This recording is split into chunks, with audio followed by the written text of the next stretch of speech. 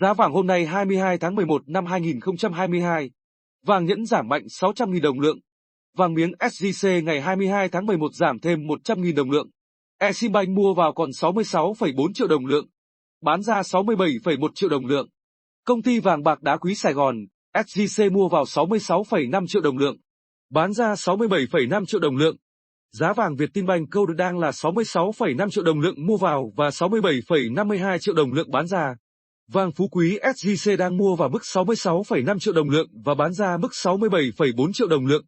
Hiện tại, giá vàng trong nước đang duy trì chênh lệch mua và bán ra khoảng 1 triệu đồng trên lượng. Với giá vàng trong nước biến động nhẹ và giá vàng thế giới niêm yết tại Kitco ở mức 1.738,2 USD trên ounce, tương đương gần 52,1 triệu đồng lượng nếu quy đổi theo tỷ giá Vietcombank. Chưa thuế, phí, chênh lệch giữa giá vàng trong nước và thế giới hiện trên 15 triệu đồng trên lượng.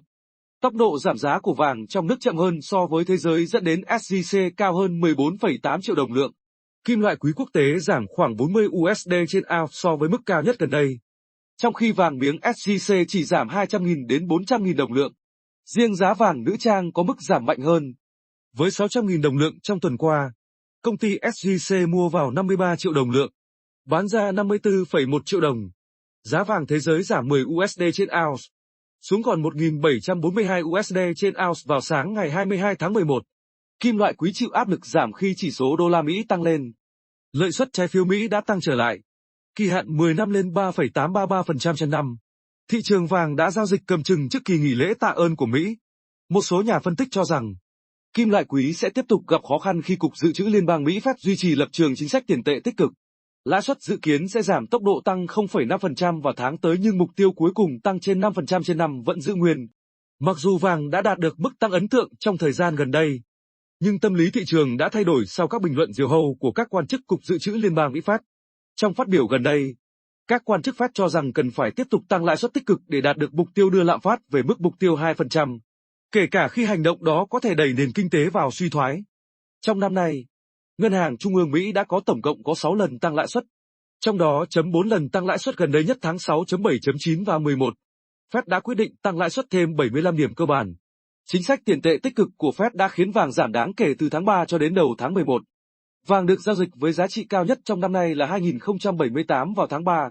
Đến đầu tháng 11, giá vàng đã giảm xuống còn khoảng 1.621 đô la Mỹ trên ounce, dẫn đến giá vàng giảm 21,99%.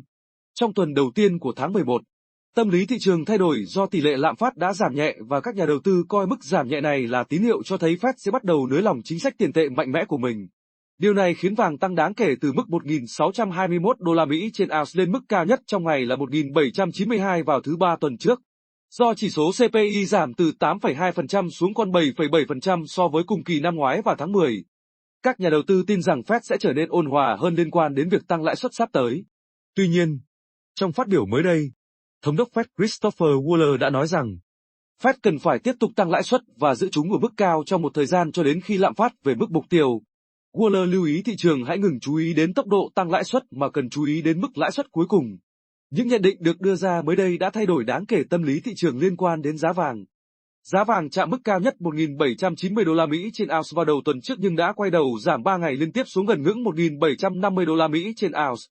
Vàng tiếp tục chịu áp lực khi Chủ tịch Fed chi nhánh sưu tầm, Louis James Bullard nói rằng lãi suất cuối cùng có thể đẩy lên mức 7%. Hiện tại, thị trường đang chờ đợi những báo cáo quan trọng trong tháng 11 để biết liệu Fed có tiếp tục lộ trình thắt chặt tích cực của mình hay không. Nếu báo cáo cho thấy lạm phát giảm và thị trường lao động yếu đi, Fed có thể sẽ tính đến việc xoay trục chính sách và điều này sẽ có lợi cho vàng và ngược lại.